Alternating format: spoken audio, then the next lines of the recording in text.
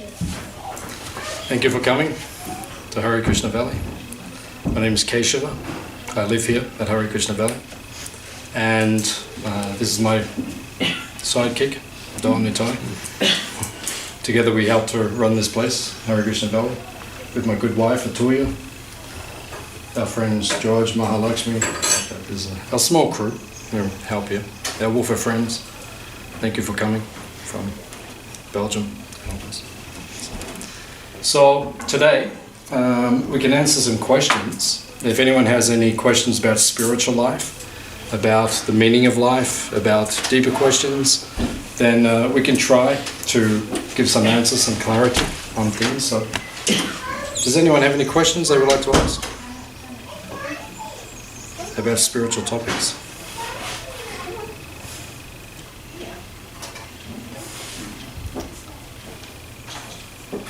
We had a discussion about today morning. About what is the difference between, from a yoga perspective, what is yoga? What is bhakti yoga, karma yoga, and jnana yoga? Is there a difference between them all, or is it all one and the same? Love to hear about that. No. It's a very good question. We could speak for about 2 hours on that. We won't speak quite that long, but we'll speak something on. So first of all, the question is, what is yoga? Has everyone heard of this word, yoga? What does this word mean to you? What does it mean, yoga? Exercise. What's that? Exercise? No. Exercise. No. Balancing your meridians and chakras. So your meridians and chakras, yeah. It could be one definition of yoga. Some people say exercise. Union of the individual soul with the super soul. Yeah, union, very good. That's a nice definition. What else? Link, I think it's... Link, yeah, to link. Very good. Very good. You've been reading? Did you finish the Bhagavad Gita? I've read it several times now. Several times, okay. You should be sitting here. Including the commentary, but no, definitely not. You have to open a temple over there in Anglesey. Well, the Kundalini opens your third eye. Yeah. Third eye, yeah, yoga. Yeah. Different things. Yes. So these days, yoga in the West, generally people identify that as asana. Asana means bodily postures. You'll do different postures. You'll go to a yoga class, they'll teach you postures. And they'll usually teach you the next step, which is called pranayama. Pranayama means control of the breath. So basically in the West, people identify this is what yoga is. It means you do some postures, which makes your body flexible and feel healthy. And then you control your breath, you breathe deeply. Breath is connected to the mind. So when you breathe deeply, what happens to your mind? calms down. Calms down, becomes peaceful. Yeah, like that. Relaxes. So when you breathe properly and deeply, so people, they learn this and they think this is the goal. The goal is just to be peaceful. But that is not the goal of yoga. That is actually the beginning of yoga. Yoga actually comes from a great teacher who lived thousands of years ago. His name was Patanjali. So you may have heard of the Patanjali Yoga Sutras. This is where yoga actually comes from. He taught Ashtanga Yoga. So Ashta, what does the word Ashta mean? 8. So asana is one of the limbs and pranayama is another limb. So that's only 2 limbs. These days people think yoga is just these 2 things. You breathe and you do some asana and that's it. But that is just the beginning. Actually, that's step 3 and 4. That's not 5, 6, 7, and 8. It's not 1 or 2 either. So, yoga by definition these days, people are confused what yoga means. The word yoga, as Steve said, actually means union or linking, as Andrew said. To link, to unite. That is the meaning of yoga. Like yoke, when we yoke the horse. And we take the horse and we connect it to the cart with the yoke. So this is called connection, yoke. Or yoga means the same thing. It means to connect one thing to another thing. And when those 2 things are connected, that is called yoga. So these days, people, they practice yoga And they don't understand what the whole goal of the yoga is. The goal of yoga is not just to make your mind peaceful. Peace of mind is the beginning of spiritual life. That's why you do it. You do some asana, you do some breathing, and then your mind's peaceful. Okay, now your mind's peaceful. Now we can do something with you. If your mind is not peaceful, it's very hard to work with you. It's like if you're working with clay, if you're a potter. Does anyone work with clay? Yeah, so you work with clay. You make some pots and things like that. So you have to have the clay in the right, it has to have the right constitution. Or it has to have the right, it has to be of the right texture. Then you can mold it. So same with the mind, the heart. Unless it's correct, it's in the right position. If not, it's peaceful. It's hard to progress with it. We can't do much. These days, this is the age of Kali. Kali Yuga. People from India know this is Kali Yuga. People from the West, they also know it's Kali Yuga. They didn't know that's what it was called. They thought it was called 2017. Happy New Year. But actually it's called Kali Yuga. The word Kali means dark. Kali means black, dark. This is the dark age. There were 3 ages before this, according to the Vedic teachings, the ancient teachings from India, where the world was much more peaceful. In this age, it is dark. And you don't have to take my opinion. You don't have to believe what I say. And just turn on the television and you'll see how dark it is. Just watch the news at night. I don't have a television, right? Why? Because televisions cause depression. I don't have television. These days this is the guru. Put the television on, the whole family comes and they say, yes, Guru Maharaj. What should I do? And television says, go here, go there, do this, do that, like that. And you say, yes, Guru Maharaj, and then do whatever the guru says. I don't have television because I don't listen to that guru because it makes you depressed. There's a dark age. So the nature of this age is people's minds are always disturbed. Just like I went to the bank on Friday.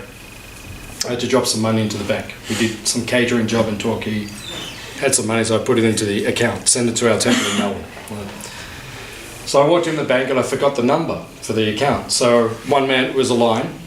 So then one man was there. And I said to him, he's an older man, I just said, can you just save my spot? I'll just quickly, take me 2 minutes, I'll come back. So I ran out, came back, and then he was saving the spot. And then another man had come in the meantime, and he was standing there. And the older man said, excuse me, I was saving this spot for him. And he turned around and he said, I'm not moving.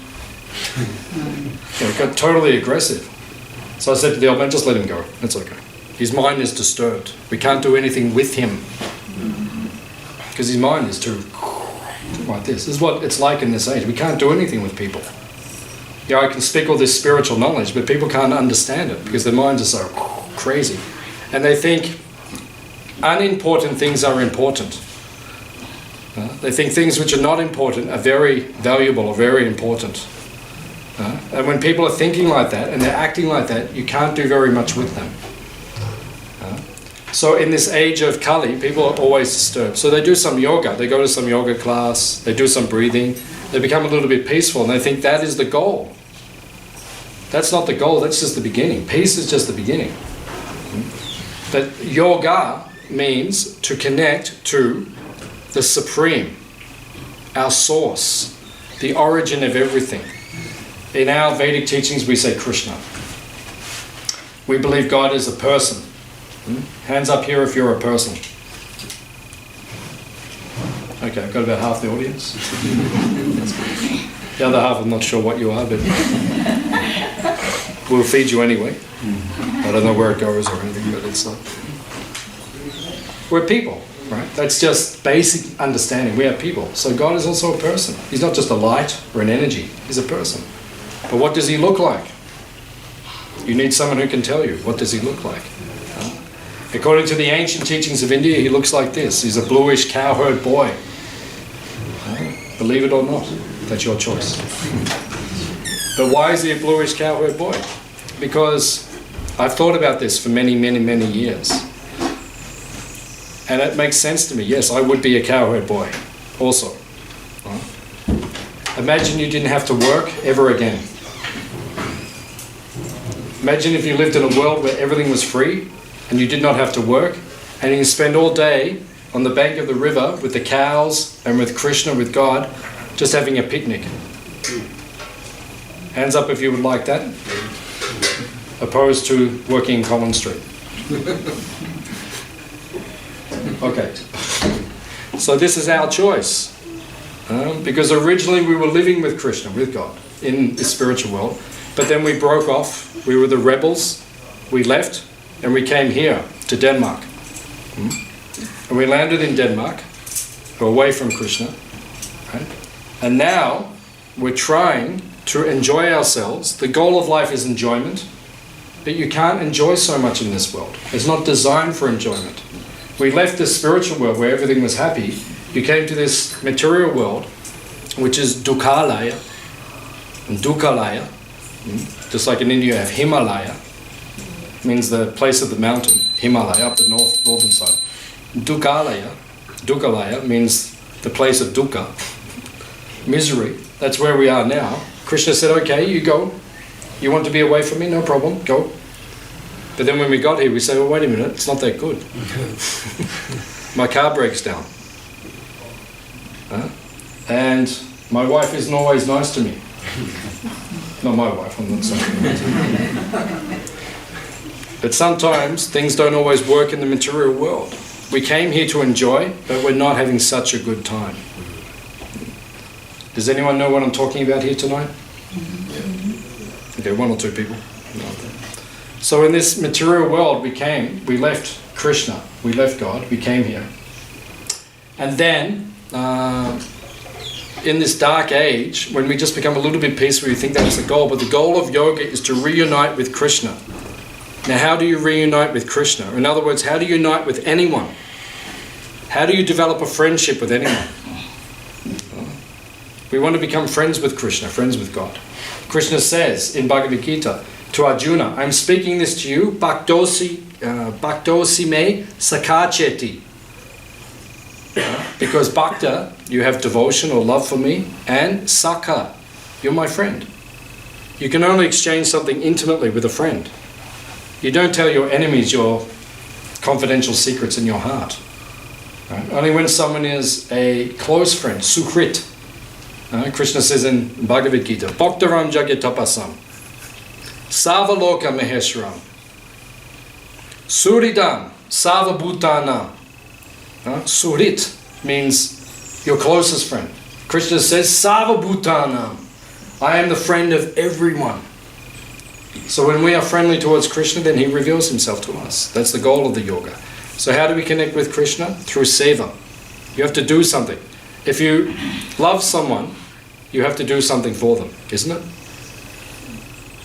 You can't just say, I love you, but don't do anything. Right? Just like you say to your wife, I love you, and then after a few days she says, well, why don't you go and get a job? Why don't you wash the dishes? And we'll talk about these things later. But, why don't you do something? Love is expressed through action. Words, action, thoughts. But thoughts have to manifest through action and words. So with Krishna we have to do action and words. And that forms the relationship. That is yoga. Yoga means union. So the question is, what is yoga? So now we're defining yoga. And now the second question is, what is bhakti yoga, karma yoga, and jnana yoga? Very good. So the Bhagavad Gita, has anyone heard of this book? The Bhagavad Gita. In India, this is like the Bible, the most famous book of knowledge. We have for sale in our shop. If you want to buy, just go to our shop. You can buy Bhagavad Gita. You can read it. So we base our life on these teachings. Beautiful teachings, spoken by Krishna himself, God himself. So the first 6 chapters of the Bhagavad Gita are called Karma Yoga. The last 6 chapters are called Jnana Yoga. And the middle 6 chapters, you keep the good stuff in the middle. You guard it on either side. You protect things which are valuable. In the middle is Bhakti Yoga. So first there is Karma Yoga. Karma means work, activity. We all have to do something. Right? You can't, Krishna says in the 3rd chapter of the Bhagavad Gita, in the Karma Yoga section, Krishna says you cannot stop doing anything even for one moment. It's not possible. Everyone stop doing anything just for 1 second. Not possible. Your heart beat, you breathe, you blinked, your mind said, stop doing something. Not possible. Okay, you have to do something. So Krishna says, karma yoga. Do your work. Karma means your work, your activities. Yoga for me. We do so much every day, right? That's all we do in this world. We just work. This is Kali Yuga. You just work. It's just hard. Hands up if you're enjoying life. 1, 2, 3, 4, 5, 6, 7, 8. Okay, I've got half the audience. But the other half are kind of giving me this look like, I know what you're talking about here tonight. It's work. Okay, and even the people say they're enjoying themselves, but the enjoyment is limited. It's not like unlimited enjoyment. It's just limited. So karma means work. Yoga means we do it for Krishna.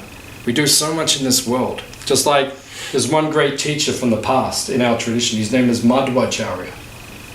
If you go back, I think 1200 years. Madhvacharya, famous in South India. From the south? Or? Yeah. From the south, okay. So you know Madhva. Okay. So Madhvacharya says, since we came to this world, we've been here for many lifetimes. He said, in this world we have cried so many tears, we could fill an ocean since we came to this world. Even in this life, imagine if you collect all your tears.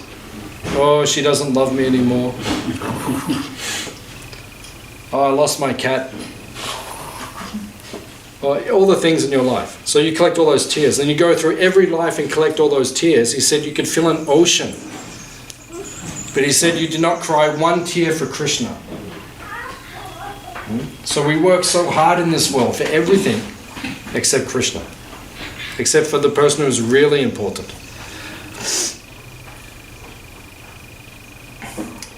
Do you know C.S. Lewis? Famous author in the West. C.S. Lewis. He wrote The Lion, the Witch and the Wardrobe. Many famous books. A children's author, also adults. Very famous. I saw a quote from him a couple of days ago. He was a very religious man. Had a very deep faith in God. Very religious man.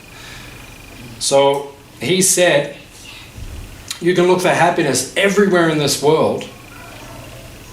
But I can't remember the exact words, but basically he said, if you don't serve God, you will always feel empty. So that's the same thing that we are teaching. We do so much work, we do so much energy we put into everything. But what do we do for Krishna? And unless you work for Krishna, you'll never be happy. I mean, completely happy. You get some happiness, yeah. You know, if your football team wins the grand final, or whatever it is that makes you happy, you know. But you'll never be perfectly happy. This only comes when we serve Krishna. So this is Karma Yoga. This is the first 6 chapters of the Gita. And then we have the last 6 chapters called Jnana Yoga. So this word Jnana means knowledge. Jnana, study.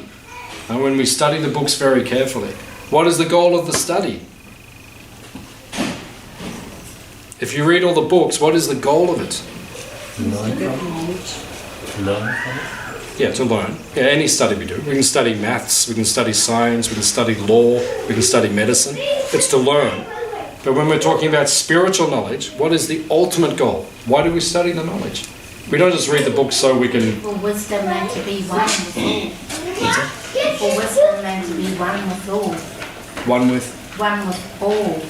One with all, yeah. Yeah, one with all. We're all brothers and sisters. No matter To understand that. what we are, we're connected to Source. We're all one with all. Yeah, that's nice. That's nice. Yeah. Yeah, that's a nice understanding. Then we're meant to see everything spiritually. See the essence of every living entity. This is called, Krishna says in Gita, 5th chapter, Pandit Samadarshana. Samadarshana. Sama means? Equality. Equal. Equipoise, equal.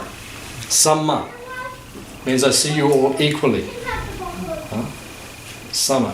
Darshan means that's how you see things. Pandit means someone who's very learned. So if you're learned, you should see everything equally. In this world, we say, oh, this one's my friend, this one's my enemy. That's not equal. We all do that. But if you actually have learning, you'll see everyone spiritually, everyone equally. That's the goal of the learning. So Krishna is teaching this in the Bhagavad Gita, in the Jnana Yoga section, the last section of the Bhagavad Gita. So the goal of the teaching, of the learning, of the yoga, if you study, then you have to use the study for something. So that's when jnana and karma become connected. Karma means activity. But the problem in this world is that people work, but there's no thought going on. Just like if you go to our front sign on the front road, what does our sign say? As you drive into our farm. It says Hare Krishna Valley, but more important, what does it say underneath? Yeah, that's on the way down the road.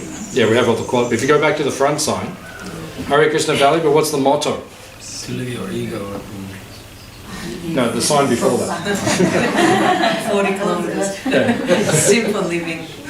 Yeah. The front sign. There's signs everywhere around here. We need a sign at the front saying, welcome to Signville. There's signs Just put a sign up wherever you want. Write your sign and put it. Like that. But what does the very first sign say? It says natural living, higher thinking. That's our motto. Natural living. We live naturally, not artificially. That's why we don't have televisions, all these things. Artificial. We live naturally. We have cows, we have vegetables, we have land. Is it good? Awesome. Awesome. Yeah, it is awesome. And higher thinking. The problem with the world these days, people don't think. What's the motto these days? Right? High living, simple thinking. Don't think about anything, just do it. Just like I heard one song on the radio the other day. I was somewhere in some supermarket and they had one radio. The song was going, do what you want to do, be what you want to be, yeah. That's the song. You know the song? From the old days, the 70s? Do what you want to do. Be what you want to be. Yeah. That's the Indian version. Do what you want to do, be what you want to be, yeah. It's the same philosophy everywhere. In Australia or India, it's the same philosophy. You just do whatever you want. But you can't do whatever you want. That's the point. So people don't think these days. Natural living, higher thinking. But here, that is the philosophy. Live naturally, but think very deeply. Go into high things. Think about high things. The meaning of life. This is the goal of life. So that's what the jnana is for. To understand that we are the servant of God, Krishna. This is the teaching. So the knowledge is meant to, so when we act, we do the karma with the knowledge. If you act with knowledge, then you go somewhere. Right? If you don't have knowledge, you can't get to your destination. Just like you came here to Hare Krishna Valley, so you need a map. Well, these days we have a GPS, like that. If you don't have knowledge, someone saying this is the right way to go, you won't get there. So you need guidance, that's the point. So then we have Jnana Yoga, last 6 chapters, Karma Yoga, first 6 chapters, but in the middle is the most important part, that is Bhakti. What does Bhakti mean? Devotion, love. This is the goal. We're meant to love Krishna. That's the essence of existence. You can't give anything to God anyway because He's got everything. What are you going to buy Him for His birthday? Just like I was at the temple in Melbourne 20 years ago. I lived there. I was in the ashram as brahmachari. I was a monk in the ashram. So someone came to the temple and they brought a present and put it on the altar in front of Krishna. So we took the present, we took it into the paraphernalia room, the back room, and then we opened it up. There was a box of cigars. Okay. So in the West, you think that's a good present. Someone gives you a box of cigars, you go, very good. God doesn't smoke cigars. So they had some good intention, but this is not what He wants. You have to give Him what He wants. And ultimately, you can't give Him anything anyway because He has everything and everything belongs to Him. So what are you going to give to Him? Everything you're giving to Him is already coming from Him. It's like your kids, on your birthday, they give you a present. Who paid for the present? We pay for it. Oh, my daughter comes, says, give me some money, I'll buy mum a present. So, you know, it's her money, my money. But what's the one thing that she can give, which cannot be brought with money? That is the love. That's what we want. You know Bill Cosby, the famous comedian? Actually, he's gone a bit funny these days, but I forgot that he's gone funny before I mentioned his name. Anyway, he's a famous comedian, but he mentioned a long time ago in one of his comedy skits, then he said that his son, same thing. He gave his son the money, the kid went to school, brought a present, came back, gave it to father on Father's Day. He opened up, and it was the worst tie he had ever seen in his life. You know, some purple tie with pink dots. You know, you wouldn't be caught dead in that tie, right? But because his son gave it to him with love, he wore that tie all day. Even though he felt like a total fool. Right? But he wore that tie all day. Right? It's the same with Krishna. We can't give anything to Krishna. What are you going to give to Krishna? Everything belonged to him anyway. But he wants our love. That's bhakti. So Krishna says in Gita, Manmana bhava mad bhakto madhyaji mam namaskuru. Krishna says, always think of me. Worship me. Offer your namaskar, your pranam to me. And Krishna says, because you are my friend, I will always protect you. This is the essence of Bhagavad Gita. This is bhakti. So this is what yoga is for. Yoga is to understand Krishna actually. Asana, you know, doing postures and breathing, that is just to help us become peaceful so that we can serve Krishna. That's all. Does that answer your question? Thank you. Okay. You like to add anything to that? No, thank you. It's okay. I can keep my job. I just had one sloga which I know where he mentions what is knowledge. Yeah. In chapter 13 or somewhere. Yeah. Which I always learned for the love of it. The sloga was really good.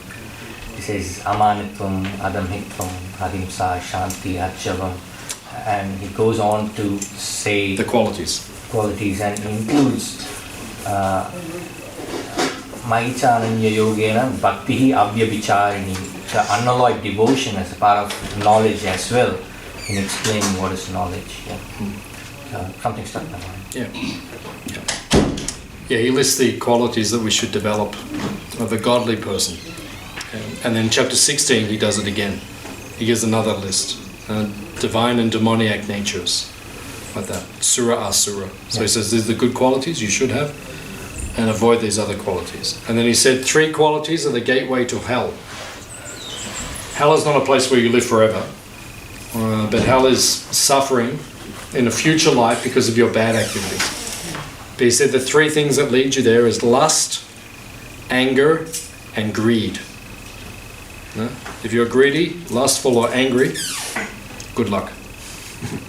Because your next life you will suffer. Krishna says the gateway to hell. Patala Loka. Any other question or comment?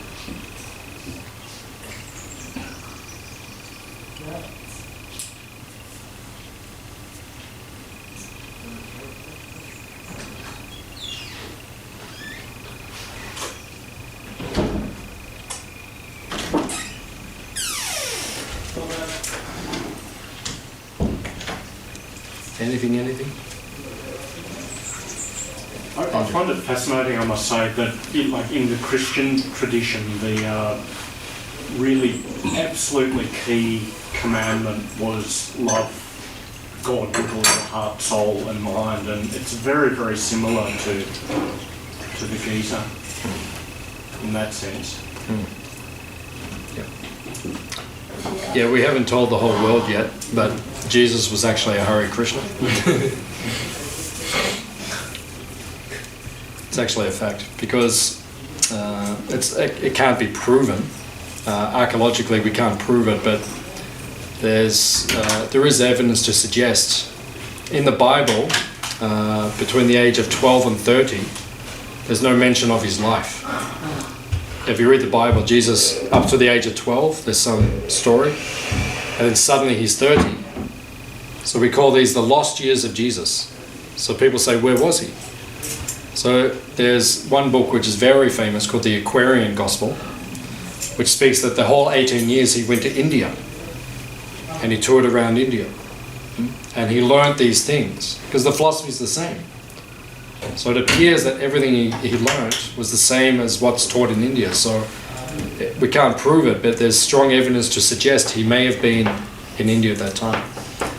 And there's a white man called Isha, not a white man, but a non-Indian born person, a Middle Eastern person who travelled through India at around that time called Isha. Isha means like the Lord or the controller. So there's evidence that he may have spent that time in India at that time. And then when he was born, it says the wise men came from the east. So east of Jerusalem, we go out that direction. Eventually you'll get towards India. And actually, because Prabhupada, who's the founder of the Hare Krishna movement, he said that you cannot kill the Son of God, that he did not die on the cross. And it's actually interesting because up until the 1980s, they had the Shroud of Turin, which you may be familiar with. This was a cloth, they said, covered the body of Jesus when he was put into the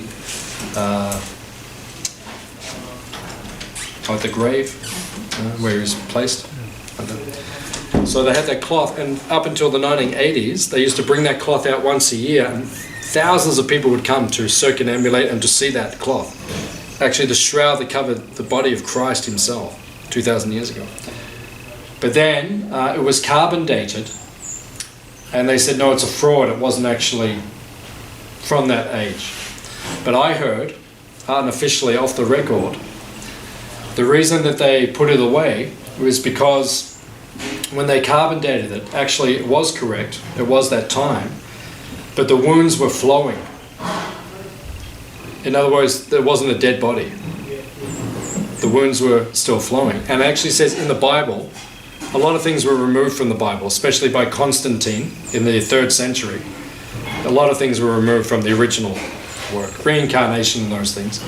Interesting, even though they tried to take reincarnation out of the Bible, still it's there. Because Jesus says at one point, he comes before I think it's a blind man, and the disciples say, he says, we will perform a miracle. We will cure him of his blindness. And the apostles say, why is he blind? Because of what he did in this life or the previous life? So even though they've removed lots of things, but it's still there. And this is reincarnation. So yeah, Jesus wasn't. He understood all that. In India, everyone believes in reincarnation. And Jesus, these are obvious things. So, in the Bible, that's right, the Shroud of Turin, it says in the Bible actually that when he was taken off the cross, they put aloe, which is aloe vera, onto his wound. Now, aloe you put onto a wound to heal it. Means it would imply the person may have been alive to heal the wound. So there's evidence there which could strongly suggest the person was alive. So, as we know, he resurrected 3 days later, performed the miracle. And it doesn't mention about how he left or where he died or anything like that. But there's also very strong evidence to suggest his tomb is in Kashmir, which is the northern state of India. And even to this day, you can go to a place where the man called Isha, from the Middle East, the saint, you can still go there to that day, to that place. So basically, our conclusion is a Hare Krishna. And if he came back today, he would be about as popular as the Hare Krishna movement is.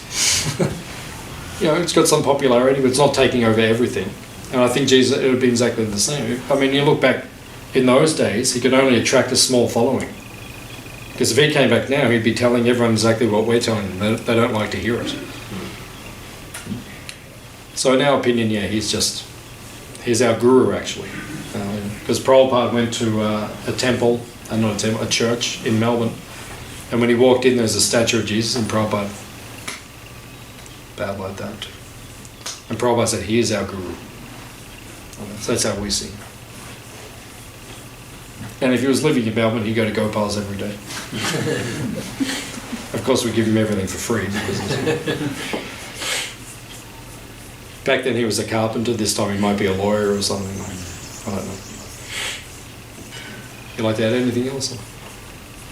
I struggle with the notion of a lawyer being at that level, honestly. Yeah. Yeah.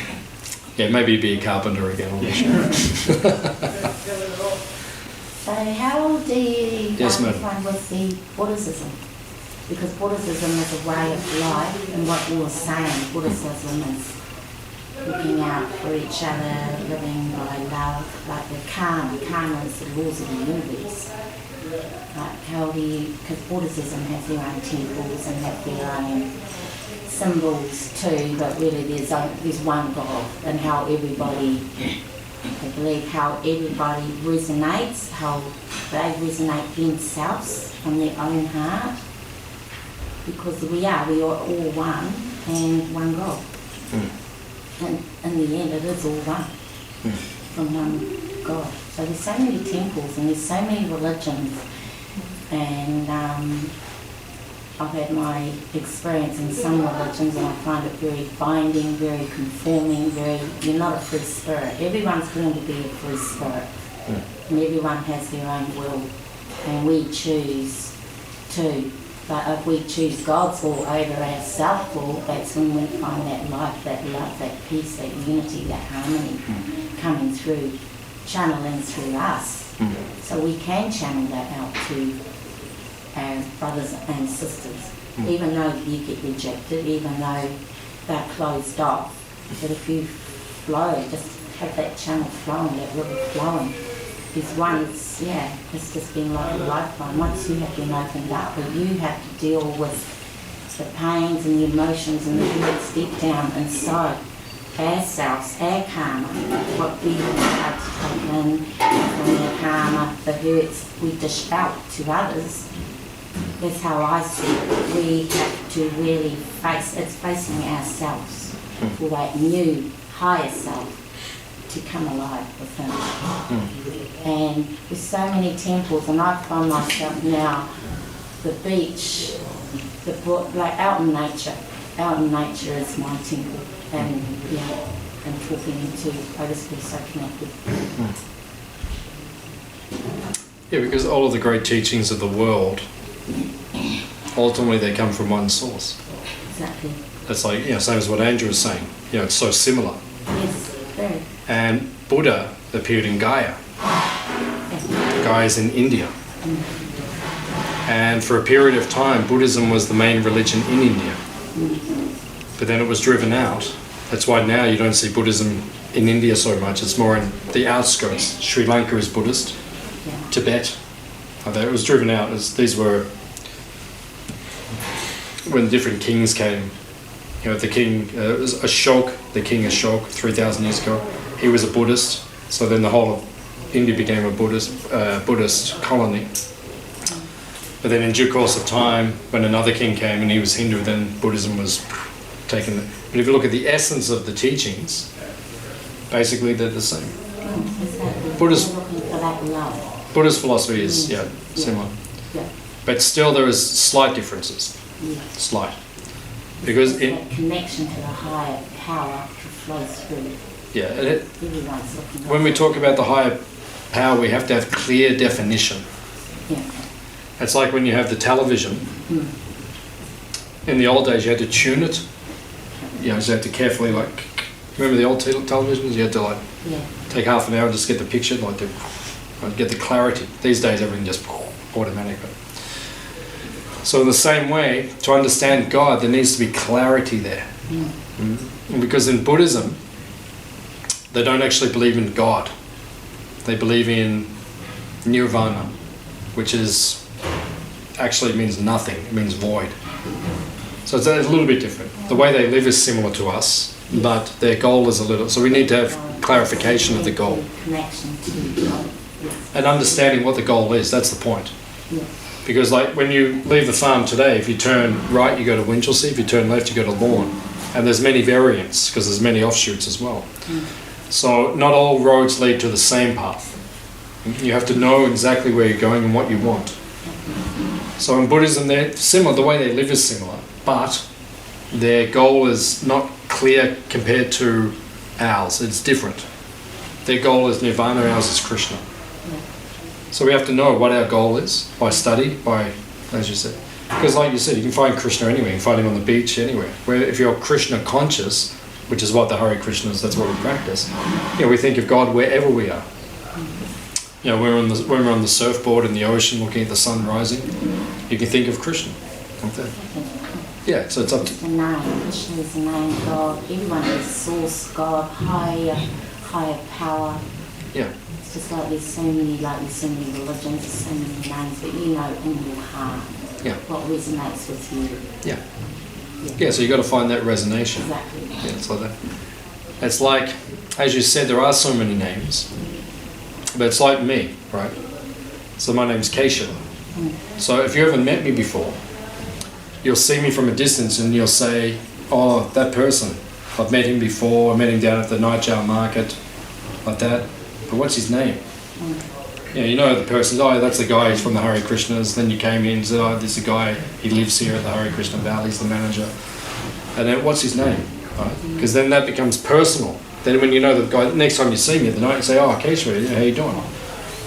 So in the same way, the light, the source, God, all these things, we know what we're talking about. It's like the person. Oh yeah, that's who we're talking about. And then what's the name of the person? So then the Vedic teachings give you like the final information. Oh yeah, by the way, his name's Krishna. He has many names. Yeah. But Krishna is a very intimate name. It's like when you go behind the closed doors, you get into God's inner chambers, his inner circle. It's very intimate. So Krishna is that name. So the teachings are very similar in all the teachings. But so we still need the clarity. We should not forget that. With the vegetarian, because I know quite a few people who they're vegetarian but they still eat fish, seafood, and it was in the Bible where Jesus fed the multitude with the basket of fish, and they had multiplied and just kept feeding out, and they had fish as a man and they were fishing. So how do you see with eating the seafood? Well, by definition, a vegetarian means, if we break down the word, it says vegetarian. So if you eat fish, you're not a vegetarian. You're an aquarian. Yeah, because you're eating what comes from the water, aqua. It said that fish was there to eat. Okay, so in the Bible, this is one of the problems. Prabhupada, who's the founder of the Hare Krishna movement, he said that what we have now, what we call Christianity, is actually churchianity. Christianity was what Christ taught. What we have these days is not necessarily exactly what Christ taught. Right? Now, if you go back to the Aramaic, to the original language of the Bible, ancient Greek and Latin, the original texts, for example, in Aramaic, the word krias means flesh, meat. Right? The words like brome and phosphate and like these, they mean nourishment. So if you go to the original text of the Bible, there's no mention of the word which means flesh in connection to Christ. Right? There's the Last Supper, there's the Sermon on the Mount where he handed everything out, but there's no mention anywhere in the original languages that he was handing out fish. It doesn't say that. Right? He was pulling bread, because it says in the Bible these days, if you read it these days, it said he handed out bread and fish. But in the original text, right, it says nourishment, so bread, like that. It never says directly, clearly, that there was flesh. So as Hare Krishnas, because we believe Jesus is and was a Hare Krishna, we don't believe that he ever ate meat or taught people to eat meat, like that. The only time you eat meat is in an emergency situation. Like, if I'm somewhere and then suddenly there's a war, which may or may not happen, and there's nothing else to eat but fish, I'll eat fish to keep myself alive so I can teach exactly what I'm doing here. But, that's a very, very, very rare circumstance which I don't foresee happening in my life. And at this point in time, when you have a choice, there's no excuse. Because because it states a lot of fishing, like with the nets, you know, cast your nets out. So why was all that? Because there was a lot of fishing mentioned in the...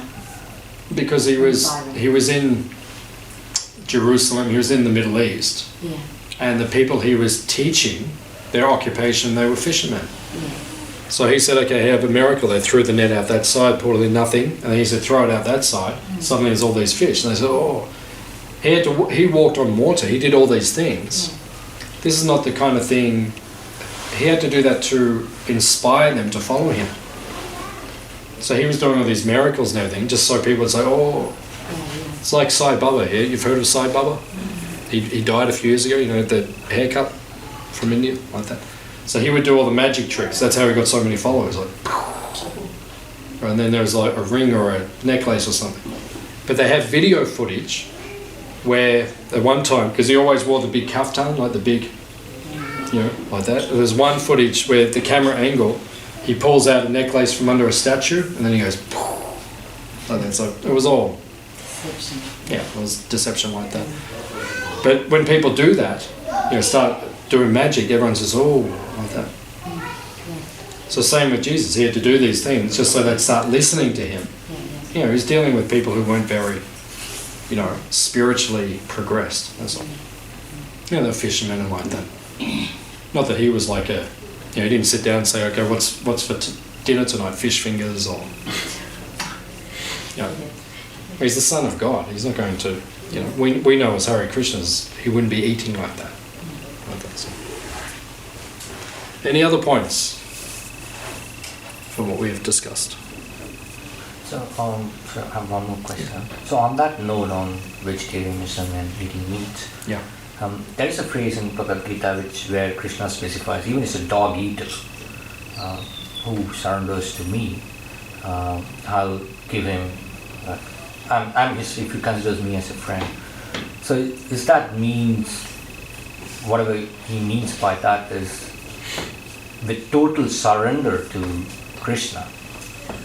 If I am in a position where my job is to fishing, say I'm a fisherman, I eat meat, but I am considering Krishna as my friend, but dedicating fish to him every day and then eating myself, would you say that's a highest form of bhakti yoga or not?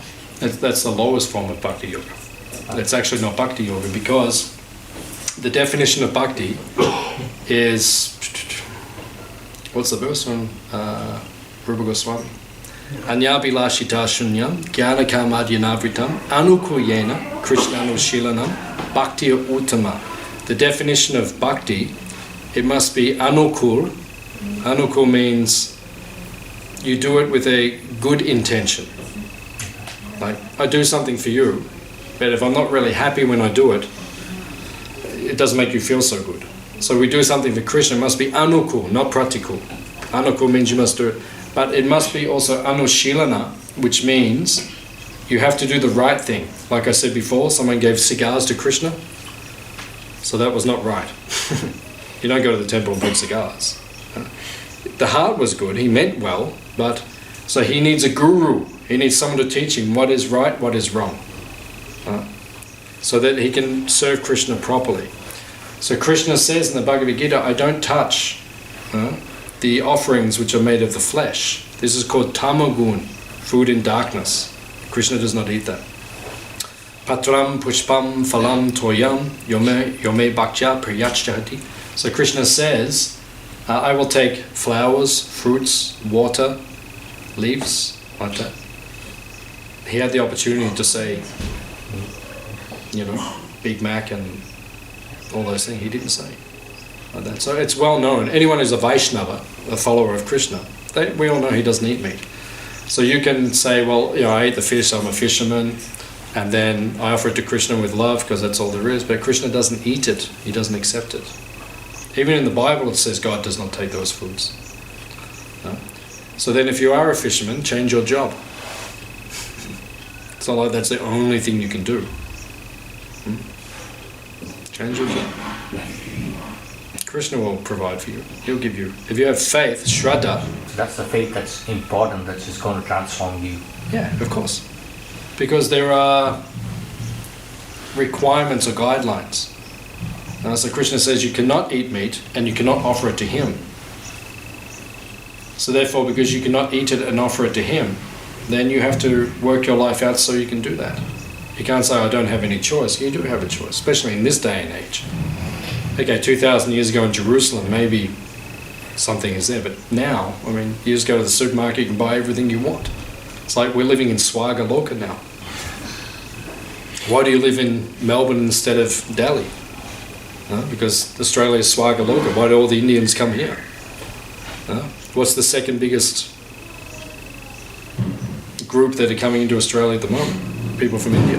Why? Because it's Swaga, Australia. The streets are clean.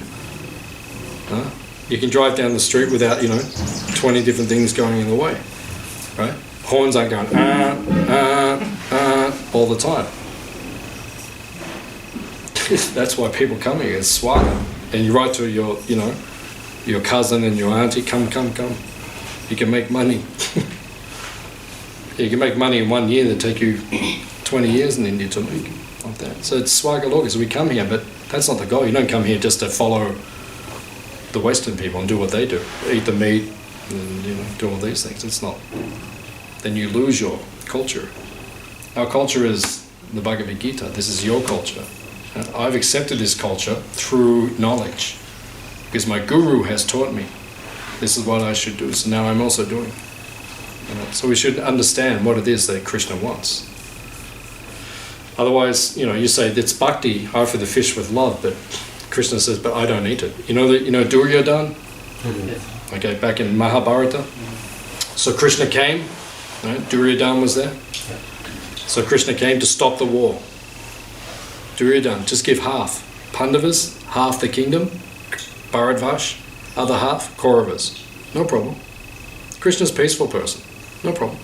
Half, no problem. Duryodhana said no. He cooked a big feast for Krishna. Big feast. Right? He said, take your meal. Krishna said, I will not take one mouthful. Because you are envious of Arjuna. And he is my suvrit, my best friend. He said, if you want me to eat, you give half each. Be fair. Duryodhana said, capture him. So then Krishna showed it. So after that, Krishna left and he walked outside, went to the next house, the next palace. It was Vidura. Walked in, and what did Vidura give? Well, banana. But Vidura was so happy, Krishna was there, he was crying. He's so happy. He said to his wife, bring the banana. She brought the banana, he peeled the banana, gave Krishna the banana peel, threw the banana away. Normally we give the banana and throw the peel away. He gave the banana peel, and Krishna, I never got banana peel before, but he gave with love, so started eating banana peel. And Vidura thought, oh my God, what did I just do? And took that off Krishna and gave him the banana. Like that. So the point is, Krishna will accept from his devotee, even if not perfect, not meat, but I wouldn't offer banana peel, but the point is he will take it. But when Duryodhana offered everything else, he won't touch it. So we have to understand things properly. Okay, good question. He's a good man, this man. You look after him. A good man. Okay? Look after him.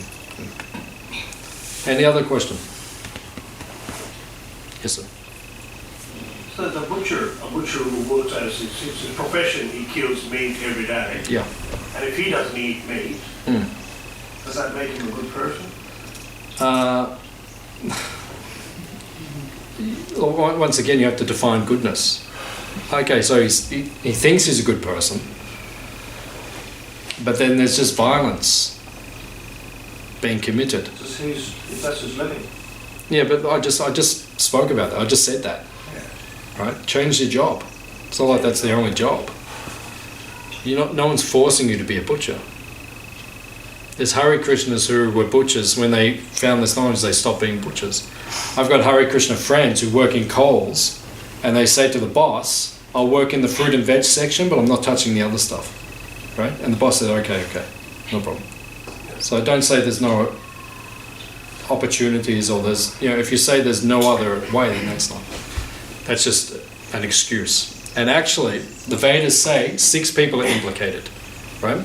The person who kills the animal, the person who transports the animal, the person who buys the flesh, the person who cooks it, the person who serves it, and the person who eats it. They get 1/6 each, right? And the king gets 1/6 of everything in the country. All the karma in the country, the leader gets 1/6. That's why the leader in the Vedic times, you see Yudhishthira, right? Parikshit, Ramachandra himself. Tight kingdom. No one was doing these things because the king gets 1/6 of the karma. So very strict. Parikshit says in the Bhagavatam, when Parikshit came, he saw Kali was beating the bull. He got off and grabbed him, took his sword. He was going to kill him because he was beating an animal. The king will not tolerate these things. So don't be a butcher. No. Don't buy it. Don't sell it. Don't cook it. Don't serve it. Don't transport it, and don't eat it. Okay? Otherwise come around your house with a stick.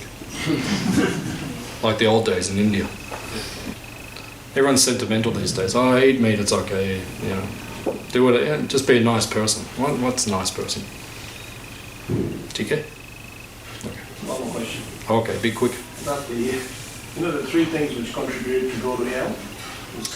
Lust, anger, greed. Yeah. So everybody in the world, I would think, would get angry at least once in their life. Does that mean everyone goes to hell? Once is okay. Once is okay. Once is okay. Yeah, twice, that's a big problem. No, that's just sorry. It means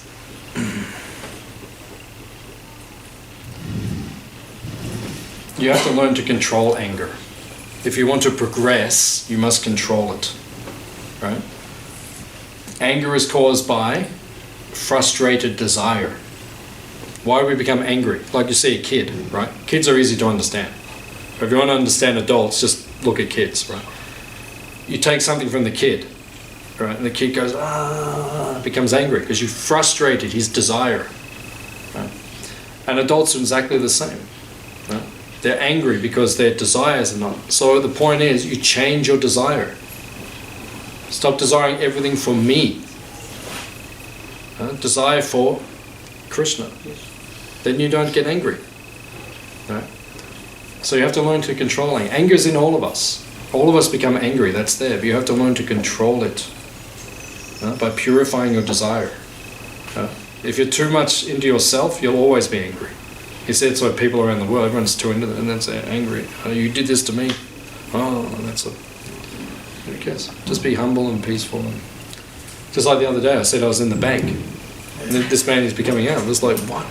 So I just took I thought, if I escalate here, this thing's just going to go in the bank. Right?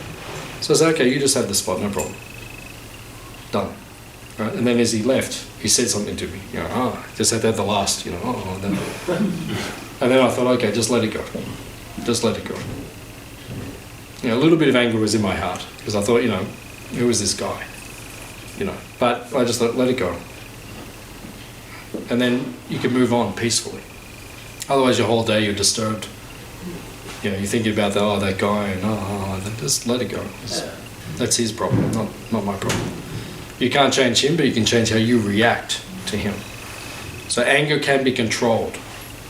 It can be controlled. It's a force. Anger is not a negative thing. Anger is a good thing, but only in the right circumstance. Right? If someone comes here now, someone drives up, jumps out, starts like smashing things and like this. Okay, Dougie and me, you'll see something different. Seriously. Like we'll get up and that'll be different. You'll see anger like that, but only in that circumstance. Then it's okay. That's good anger. Okay, anger's not a bad thing, but it must be controlled. It's like a tool. You have a tool. Okay, so you pick it up, you use it, then you put it down.